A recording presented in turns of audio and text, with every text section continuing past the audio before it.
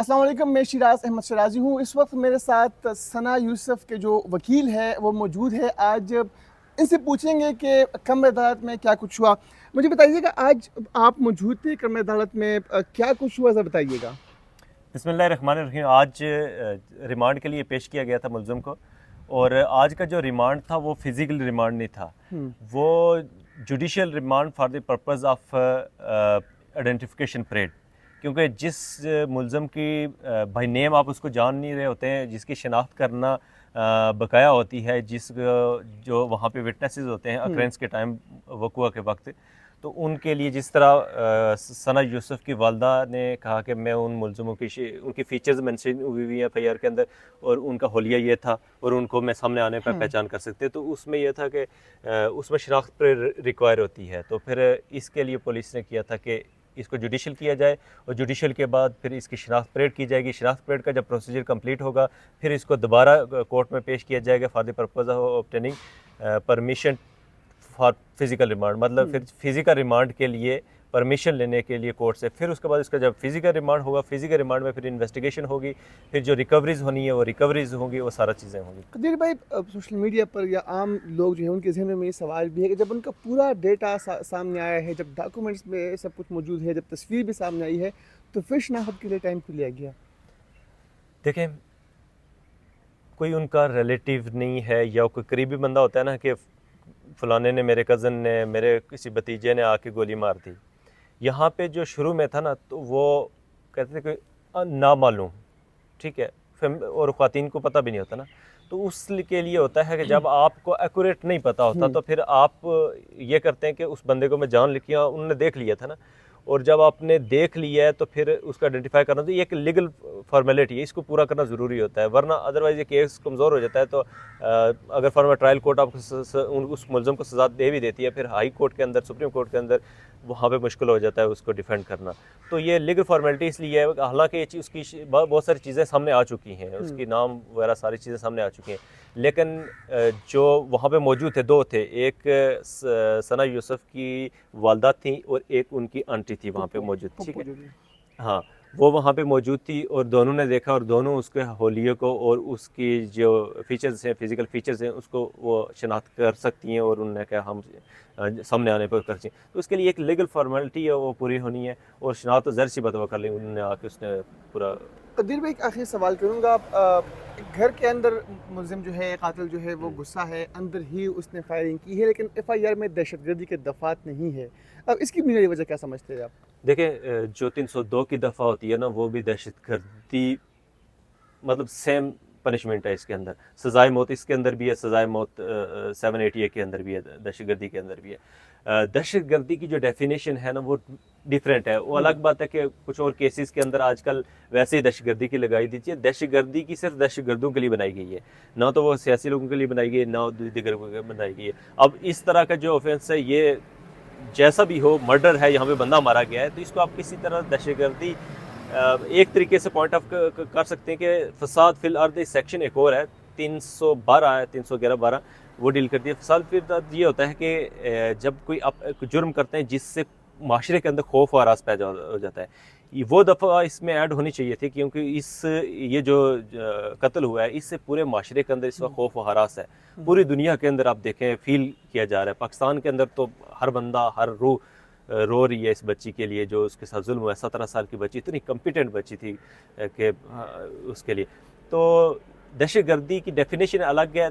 मैं नहीं समझता, क्योंकि इसी पे भी ये लटक जाएगा, इसी पे भी उसको फांसी हो जाएगी। नूर मुकदम का केस आपने देखा हुआ, 302 पे ही उसको सज़ा हुई है, और सुप्रीम कोर्ट तक वो सज़ा मेंटेन है। तो ये भी इंशाल्लाह, इसमें सिर्फ सिंपल सी एक चीज़ है कि इस ट्रायल को समरी किया जाए, जल्द से जल्द किया जाए, क्विक ट्रायल होना चाहिए। ये नहीं कि अगर ये लटक जाता है तो फिर उसके एविडेंस उसके ख़त्म होने का ख़तरा होता है, कहीं कोई बंदा बीच में इधर उधर हो जाए या कोई मटेरियल मिसिंग होने का खतरा होता है। तो वो क्या पेश किया गया था मुलज़म को, और आज का जो रिमांड था वो फिज़िकल रिमांड नहीं था, वो judicial remand for the purpose of identification parade. क्योंकि जिस मुलज़म की बाय नेम आप उसको जान नहीं रहे होते हैं, जिसकी शनाख्त करना बकाया होती है, जो वहाँ पे विटनेसेस होते हैं अक्रेंस के टाइम, वक़ुआ के वक्त, तो उनके लिए जिस तरह सना यूसुफ की वालदा ने कहा कि मैं उन मुलज़िमों की उनकी फ़ीचर्स मेंशन हुई हुई हैं एफआईआर के अंदर और उनका होलिया ये था और उनको मैं सामने आने पर पहचान कर सकते, तो उसमें यह था कि उसमें शनाख्त रिक्वायर होती है। तो फिर इसके लिए पुलिस ने किया था कि इसको जुडिशल किया जाए और जुडिशल के बाद फिर इसकी शनाख्त परेड की जाएगी। शनाख्त परेड का जब प्रोसीजर कंप्लीट होगा फिर इसको दोबारा कोर्ट में पेश किया जाएगा for the purpose of obtaining permission for physical remand, मतलब फिर फिज़िकल रिमांड के लिए परमिशन लेने के लिए कोर्ट से। फिर उसके बाद इसका जब फिज़िकल रिमांड होगा, फिज़िकल रिमांड में फिर इन्वेस्टिगेशन होगी, फिर जो रिकवरीज़ होनी है वो रिकवरीज़ होंगी, वो सारा चीज़ें होंगी। कदीर भाई, सोशल मीडिया पर या आम लोग जो है उनके जहनों में ये सवाल भी है कि जब उनका पूरा डेटा सामने आया है, जब डॉक्यूमेंट्स में सब कुछ मौजूद है, जब तस्वीर भी सामने आई है, तो फिर शनाख्त के लिए टाइम क्यों लिया गया? देखें, कोई उनका रिलेटिव नहीं है या कोई करीबी बंदा होता है ना कि फलाने ने, मेरे कज़न ने, मेरे किसी भतीजे ने आके गोली मार दी। यहाँ पे जो शुरू में था ना, तो वो कहते थे कि नामालूम, ठीक है, और ख़वातीन को पता भी नहीं होता ना, तो उसके लिए होता है कि जब आपको एक्यूरेट नहीं पता होता तो फिर आप ये करते हैं कि उस बंदे को मैं जान लिखी, उन्होंने देख लिया था ना, और जब आपने देख लिया है तो फिर उसका आइडेंटिफाई करना, तो ये एक लीगल फॉर्मेलिटी है, इसको पूरा करना ज़रूरी होता है, वरना अदरवाइज़ ये केस कमज़ोर हो जाता है। तो अगर फॉर्म ट्रायल कोर्ट आपको उस मुलज़म को सज़ा दे भी देती है, फिर हाई कोर्ट के अंदर, सुप्रीम कोर्ट के अंदर वहाँ पे मुश्किल हो जाता है उसको डिफेंड करना। तो ये लीगल फॉर्मेलिटी इसलिए है, हालांकि ये चीज़ उसकी बहुत सारी चीज़ें सामने आ चुकी हैं, उसकी नाम वगैरह सारी चीज़ें सामने आ चुकी हैं, लेकिन जो वहाँ पे मौजूद थे, दो थे, एक सना यूसुफ की वालदा थी और एक उनकी आंटी थी वहाँ पे मौजूद, ठीक है, हाँ, वो वहाँ पे मौजूद थी और दोनों ने देखा और दोनों उसके होलिये को और उसकी जो फीचर्स हैं, फिज़िकल फीचर्स हैं, उसको वो शनाख्त कर सकती हैं और उन्होंने कहा हम सामने आने पर कर चाहिए। तो उसके लिए एक लीगल फॉर्मेलिटी है, वो पूरी होनी है और शनाख्त तो ज़ाहिर सी बात वो कर ली, उन्होंने आके उसने पूरा। कदीर भाई, एक आखिरी सवाल करूँगा। घर के अंदर मुलज़िम जो है, कातिल जो है, वो गुस्सा है, अंदर ही उसने फायरिंग की है, लेकिन एफआईआर में दहशतगर्दी के दफ़ात नहीं है। अब इसकी बुनियादी वजह क्या समझते हैं आप?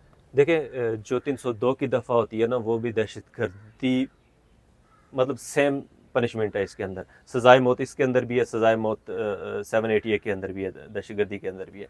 दहशतगर्दी की जो डेफिनेशन है ना, वो डिफरेंट है। वो अलग बात है कि कुछ और केसेस के अंदर आजकल वैसे ही दहशतगर्दी की लगाई दीजिए। दहशतगर्दी की सिर्फ दहशतगर्दों के लिए बनाई गई है, ना तो वो सियासी लोगों के लिए बनाई गई है, ना दीगर लोगों के लिए बनाई गई है। अब इस तरह का जो ऑफेंस है, ये जैसा भी हो, मर्डर है, यहाँ पे बंदा मारा गया है, तो इसको आप किसी तरह दहशतगर्दी एक तरीके से पॉइंट ऑफ कर सकते हैं कि फसाद फिल अर्द सेक्शन एक और है, 312 है, 311-12, वो डील करती है। फसाद फिल अर्द ये होता है कि जब कोई आप जुर्म करते हैं जिससे माशरे के अंदर खौफ और हरास पैदा हो जाता है, वो दफ़ा इसमें ऐड होनी चाहिए थी, क्योंकि ये जो कत्ल हुआ है, इससे पूरे माशरे के अंदर इस वक्त खौफ और हरास है।